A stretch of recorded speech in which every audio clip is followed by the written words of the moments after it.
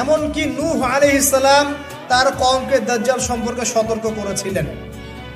তার সৃষ্টির শুরুতে দাজ্জাল ছিল, কোথায় ছিল আমরা জানি না।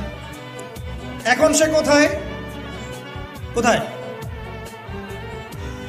আল্লাহ ভালো জানেন। দেখেন, আমি আপনাকে একটা হাদিস বলি, আপনার মাথা ঘুরবে, আপনি কোনো কনক্লুশন পাবেন না। বলে রাখছি যে একটা দুইটা হাদিস দিয়ে দাজ্জালের মতো জটিল কনসেপ্ট বোঝা যাবে না। আমি একদিন বলেছিলাম না, দাজ্জাল বের হবে জেরুজালেমে এসে, সে জেরুজালেম থেকে সারা বিশ্ব শাসন করবে, বলেছিলাম না? তো একজন খুব লিখেছে বিরুদ্ধে, যে দেখলেন না দাজ্জাল খোরাসান থেকে বের হবে, দাজ্জাল ইস্পাহান থেকে বের হবে। টেকনিক্যালি সেখানে আরেকটা হাদিস ছিল, সেটা সে আনে নাই।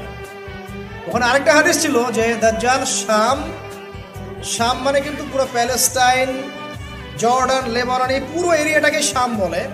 শাম এবং ইরাক এর মাঝখানের একটা রাস্তা থেকে বের হবে। এই হাদিসটা যখন বলা হয়েছে যে শাম এবং ইরাকের মাঝখানে একটা রাস্তা থেকে বের হবে, তখন কিন্তু ইসরায়েল নামক কোনো রাষ্ট্রের অস্তিত্ব ছিল না, জানেন? এটা 1450 বছর আগের হাদিস। আর এর অস্তিত্ব হয়েছে এই তো 1914 সালে বেলফোর্ট ডিক্লারেশনের মাধ্যমে।